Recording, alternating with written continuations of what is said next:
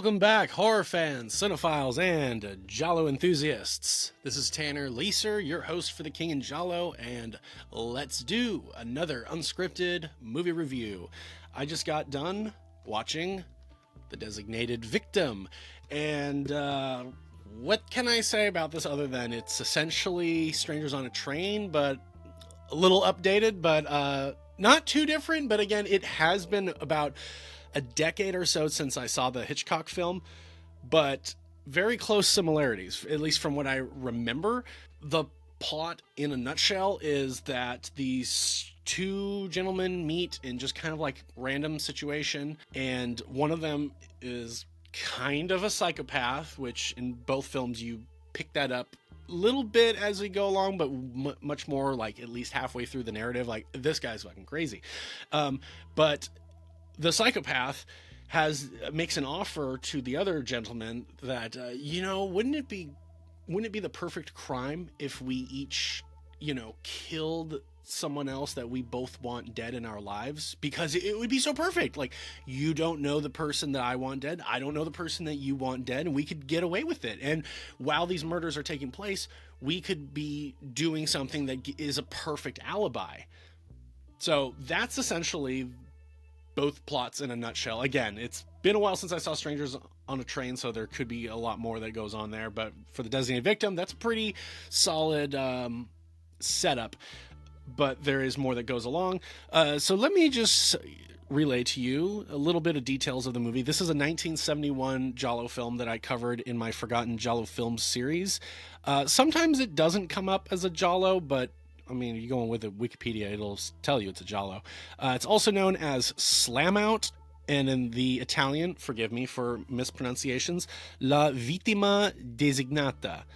And I think this was based on a story. No, I know the last one I covered was. But it's directed by Maurizio Lucidi. Screenplay is by Fulvio, Gicca, Palli, Fabio Carpi, maybe Charpi, and Luigi Malerba.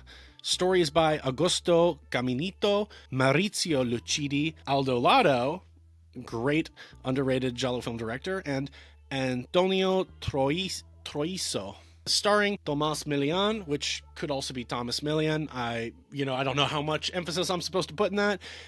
Pierre, Clémenti, Katia, Christine, Luigi Castellato, Marisa Bartoli, and Ottavio Alessi. And music is by Luis Enriquez Bacalov and New Trolls. Yeah, so this is okay. So I'll go through this movie really quickly, as quickly as I can. Generally, let me just say, I did enjoy this movie. Based on when I covered it on the FGF series, it was one that I was like, I would like to see this. There's a lot of good names in it. I like Tomas Milian. He's in The Bird of the Crystal Plumage. Oh, no. Okay. I am stupid. Tony Musante is in The Bird of the Crystal Plumage. See, this is what I mean. I get these guys mixed up. And, God, I feel stupid. Tony Musante is in The Bird of the Crystal Plumage of The Mercenary. Forgive me. Tomas Milian is in Don't Torture a Duckling and Compañeros. It's so funny. I've struggled with that for a long time, for like a decade, and I think that is something that's going to happen for several years more. Regardless. Okay, so Tomas Milian plays a guy named Stefano Augenti. He's an ad executive, and I think his mistress, who's like this French girl, I think she's a model or an actress, but he produced this new commercial, and they want to sell it, and his wife, though, however, who's this like socialite, is based what Wikipedia says. She is unwilling to sell. Like, he wants to sell the company, I think is what it is, or he at least wants to sell the shares, and he wants to make. It's funny. I had the English dub going with the English subtitles that were corresponding to the Italian dub, so I'm listening to it in English while reading what it's supposed to be in Italian, which was interesting because you're getting the differences. And so that kind of helped me, because I just wasn't feeling like watching it in Italian while reading it in English, but I was still reading what it was in the Italian. And there were a lot of differences. most of them are not too critical, but it's always funny when there's differences in like numbers. And so the subtitles for the Italian was saying 250 million, and the English was saying 220 million. Like, not sure why there's a discrepancy, but alas. They do it a lot also if it's like, it happened again in the movie when it was like, how soon can you be there? And he's like, I'll be there in half an hour. But in the English dub, he's like, I'll be there in 40 minutes. Like, is it because it syncs better with like the mouth? Like, I don't know. Regardless, if I recall, his wife does not want to sell, and she's like, well, what are you going to do about it? I think she holds like the majority, and she's constantly emasculating him for like, not being able to follow through with what he wants, which, to her credit, he is carrying on an affair, and it's like, he doesn't try to hide it. He's having an affair with this French girl named Fabienne, and but he wants to make all this money, and she's just like, nope. And while he's out on the streets one day with his mistress, he encounters this really bizarre person named Tobias, who's played by Pierre Clémenti. So it's like they're kind of just like at this little like open air market. There's a bunch of hippies, and there's just like, they got a blanket laid out, and they're selling jewelry. And he goes and he like kind of touches this necklace or something, and then this other person comes to grab it, and it's just like, oh, you go ahead. No, you please, you. No, you want it. No, but you touched it first. And the other person is Tobias, who is this count, and he's kind of androgynous looking. He's got very long curly hair, kind of looks a little bit like Tiny Tim, but I like Tiny Tim. I really like Tiny Tim, which may sound weird, but I actually listen to his music, not just the creepy songs that were used in Insidious, but I legitimately have like listened to like Tiny Tim's albums, his covers, and I think he's actually an amazing vocalist. If you hear him singing in the lower register, he's actually incredible. But I'm saying that to say, he looked like Tiny Tim, but not as ugly.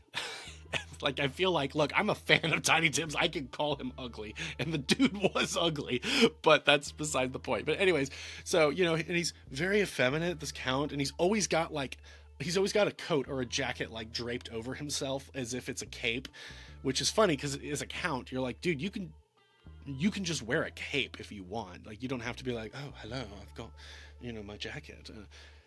Whatever. Anyway, so he buys the thing. Tomas, or let me use his name, Stefano. Stefano buys the jewelry, and he's watching as this guy is walking away, and the guy keeps looking back at him. And it's like, whatever. And then another night out, they're at, I think, like a party or something, or a restaurant, and they cross paths with Tobias again. And as then they're leaving, they're trying to, a lot of this is in, I think it's in Venice or Milan, but they're going to get on a boat, and the boats are all taken except for this one, but it turns out it is actually claimed for. Tobias is on it, and they're like, "Oh, I'm so sorry. I thought the boat was vacant." And he's like, "No, please join me. I want to have company." And they're like, "Oh, well, thank you." And so Stefano and his mistress, they get on the boat, and Tobias lets her in the boat, the area, and he closes the door, and he's like, "No, let's you and me talk." So the guys are going to go talk outside, and he tells him like his fascination with wanting to commit murder. And I think in this same scene, maybe it's later, but he asks if there's anyone you want murdered, and he's kind of like, well, I really want to sell this, but my wife is like refuses to, and she's got the, most of the shares are in her name, and he's like, "Oh, so you want your wife dead?" It's like, well, Tobias is really like, okay, because like I want my brother dead. He refuses to let me live my life the way I want to, and he's a bully, and I want to get rid of him. And so your wife, you want to get rid of her. Well, what if I was to take her out, and what if you were to take out my brother? It'd be perfect. It'd be the perfect crime, because I don't know your wife, and you don't know my brother, and like neither of us will be near the crime scenes. We'll have alibis. And Stefano was just like, no, man, no. Thank you, but no. Tobias is very odd. As I said, he's effeminate. He's you get this sense that there is a little bit of a homoerotic vibe, but it's never fully fleshed out. It's not like he's ever like rubbing, Stefano's shoulders or doing anything, but he just is, he's very odd, and it kind of gives that vibe in terms of, 50 years ago in the 70s, where audiences might be like, oh, is he supposed to be gay? But one thing that kind of goes with that is he keeps calling him like, well, we're friends now, and like, oh, like I want to prove to you that like I'm your friend, and I would do whatever a friend might do. And it's just like, dude, like I don't want you to kill my wife. Like, fucking drop it. And except for one scene that it was a little like, is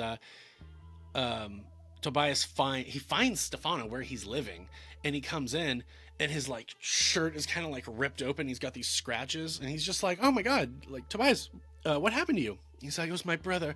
I tried to tell him like what a fiend I think he is, and I tried to hurt him with my words, and he decided to hurt me with his claws instead, or hurt me with his nails.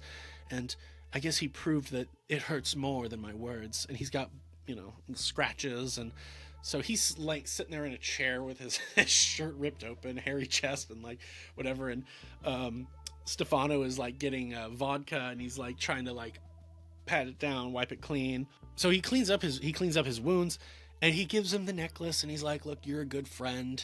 And so now Tobias has the necklace, and then he has a phone call with his girlfriend who he'd sent away, and he's like, oh, no, okay, just making sure that you got there safely. Yeah, no, I'll see you in a few days.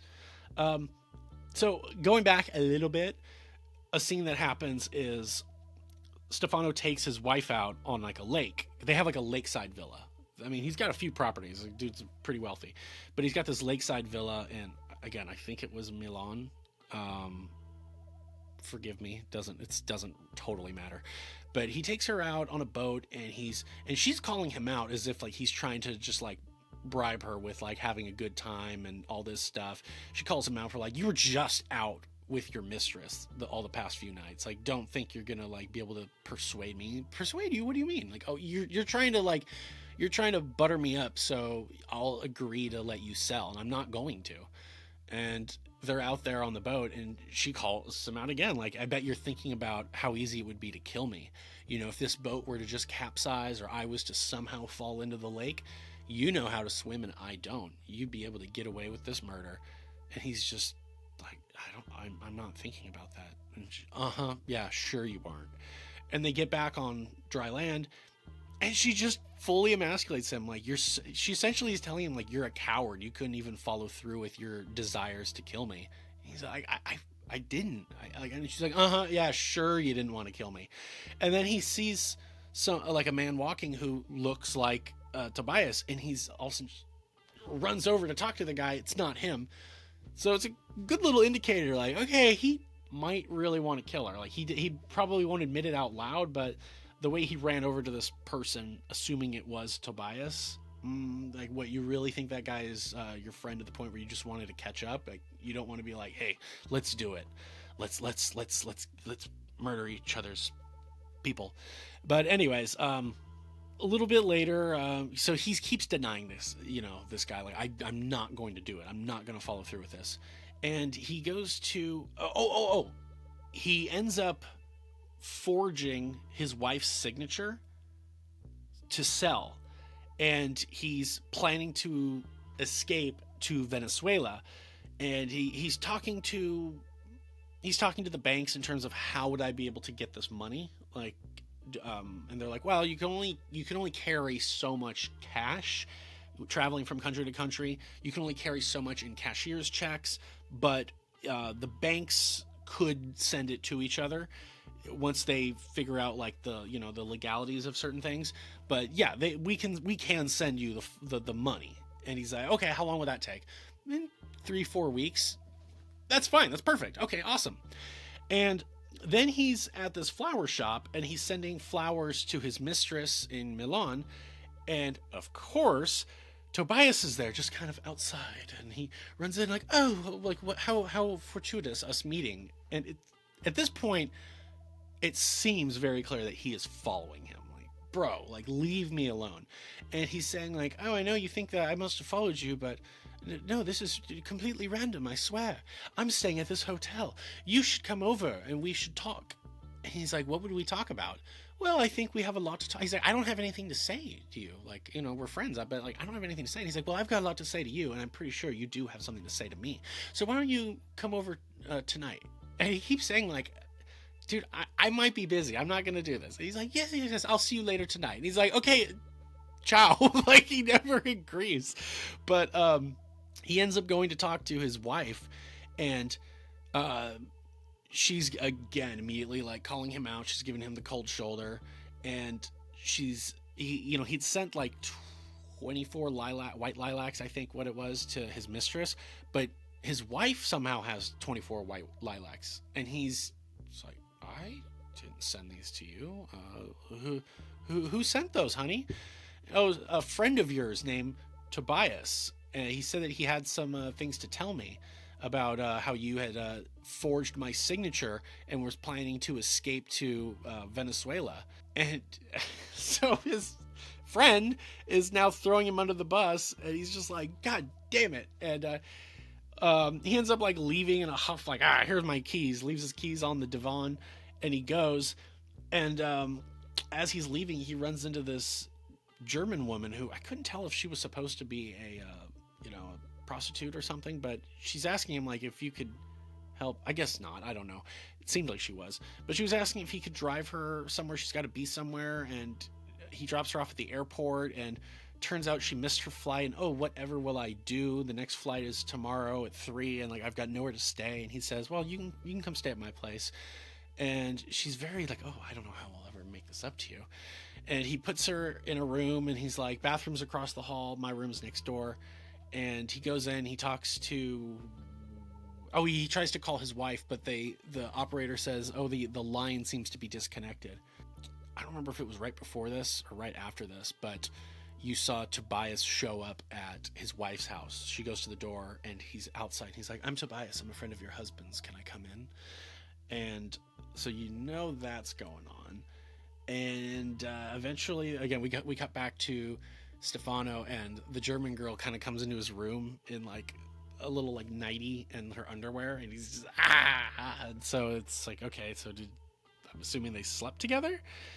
The next day he finds out that his wife is dead. They need him to come over right away, and he comes over, and police are looking all over, and it appears that whoever was broke in, there's signs of a break-in, and through question and answering, it seems that there was a bunch of jewelry she had, which is all now missing, which I think was worth like 30 million lira or something. Tobias is leaving the crime scene then with his friend, and I think he gets home, and there's a message for him. Someone like left something for him, and he opens it up, and it's the necklace.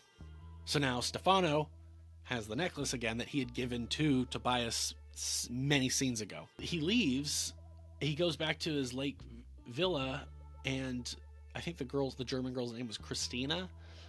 She's nowhere to be found. Like, okay.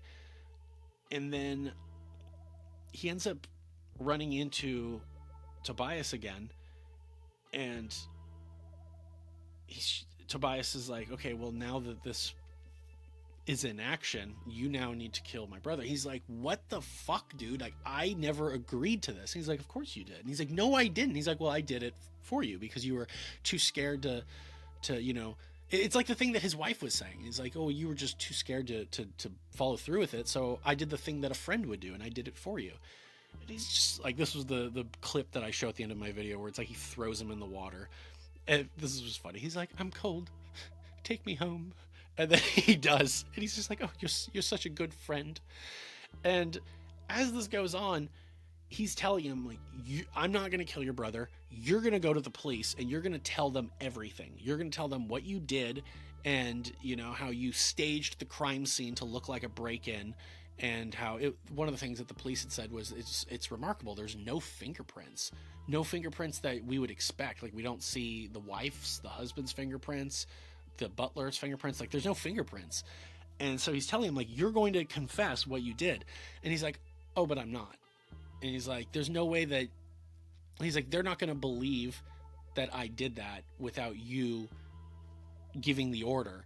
And based off of hired killings, the person who commands the call for the assassination gets in more trouble than the person who actually did the killing. And he's like, well, there's no proof that I told you to do it. And he's like, oh no? Well, he's like, what about you forging the signature to sell all the shares? What about you trying to escape to Venezuela right away? What about, so you could end up with the perfect alibi, or the perfect situation for you to end up with your mistress? He literally figures this out, where it's like, dude, you're doing so much that was suspicious for me to do this. It's like, what, are they really going to believe that I'm some crazy noble who just decided to, kill your wife because I'm obsessed with you? Like, they're not going to believe that. They're going to, like, there's no way you can get me to incriminate myself that isn't going to directly incriminate you. And so now the mind games are on. And yeah, he's kind of effed. And Stefano can't prove that he didn't, he wasn't involved in some way. And he tries to, we find out that the German girl who was waiting outside was sent there by Tobias, which was something that I was immediately like, this is a trap. So along with this, he can't find the German girl to prove, that he was gone all night. And then when he was driving her back from the airport, he had to end up getting another toll ticket. He can't find that toll ticket to prove that he was out in this certain place at night when the murder would have occurred. So he's kind of screwed. And then on top of that, later Tobias tells him that he had robbed the place to make it look like a legitimate, robbery. Like, that was the motive. It wasn't this assassination. It was a robbery gone wrong. But he didn't actually keep the jewels because he has no need for them. He didn't, he doesn't need to sell them. He's wealthy on his own. So he had just thrown them in the lake. And then a few scenes later, you find out that he says, no, actually I didn't. Because he'd sent a ring to, I don't remember if he sent it to the police or whatever, but he sent it to him. So Stefano somehow is given this ring, and I think he wears it, and the police don't notice it, but it was one of his wife's pieces. And he finds out that Tobias tells him, like, no, I didn't actually get rid of all the jewelry like I said I did. I actually hid it all in your apartment, in your home. So if you want to try and play this game with me, I'll call the police and I'll tell them to go search your I think it was the villa, and they'll find the jewelry. They'll certainly find the jewelry. And so then there's a later scene with Stefano and his mistress, and she's like, what's wrong with you? You're acting so crazy. And who is this? And you're like, why did Tobias come by and visit me? And it's just like, oh my God, this dude is crazy. He won't leave any of his, Stefano's close people alone. And he tells her what's going on, and they both are trying to ransack the house to try and find any of the jewelry, and I think they can't find anything. I'll skip along. Long story short, he's giving him plans of how to complete the job. I'm going to invite my brother over to one of my mansions, and I want you to be at this vantage point, and around this time he'll be there, and I want you to shoot him. And he ends up giving him a rifle, and I think he calls the police, so it's like, you better do this or else, And we get this tense scene at the end where Stefano is just putting this rifle together, and he's up and he's aiming across the river into the mansion. The bell is tolling, pulls the trigger. What do you think happened? Well, I'll tell you. He shot Tobias, and credits roll. So he got rid of the guy who was ruining his life. Although, is he gonna be able to get off scot-free? I don't know. So yeah, that is the Designated Victim. I have this on Blu-ray from Mondo Macabro. Good movie. Not totally great. I mean, it's not bad, but it's a good watch. So yeah, in terms of a lot of the other Giallo films that I've been watching to kind of catch up on the ones that I hadn't seen. It's a good one. It's a good one. But like I said, it is Strangers on a Train. And so that's something that's a little bit of a shame that it's, you know, it's a Hitchcock story. And it's also one that doesn't necessarily need to be remade because there was nothing wrong with the original film. And also, I don't know if this one really adds anything new. I do like Tobias. I do like that character. He's really creepy.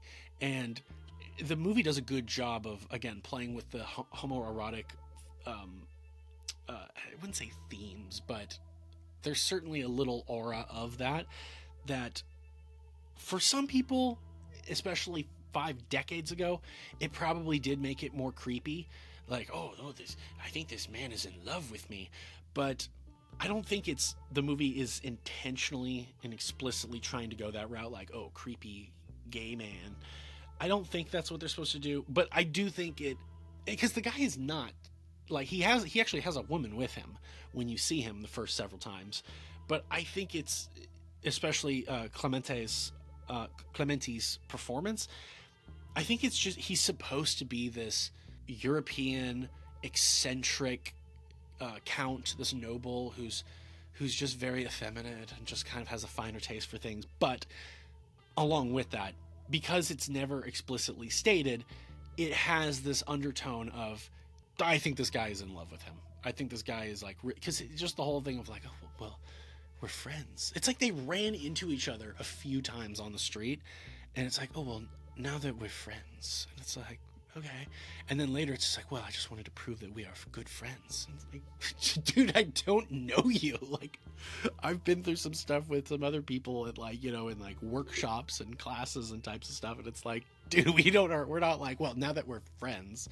I don't know. I thought it was, it's good. Like I said, it's a good movie. Great performances. Yeah, check it out if you haven't and you're interested.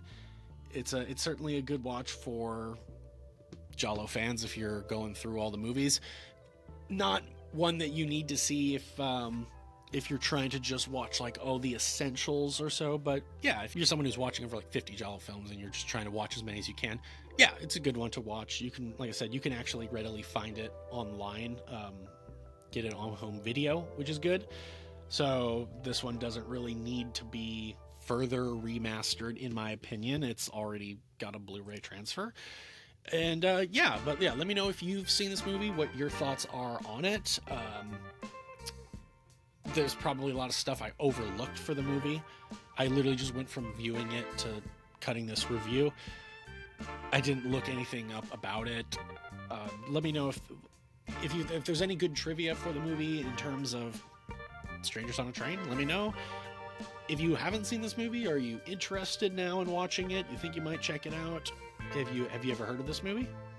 Anyways, that's really all I got to say for The Designated Victim. Yeah, so thank you for making it this far, and hopefully we'll see you at the next one. This is Tanner Leeser for The King in Giallo, and if nothing else, I'll see you next time.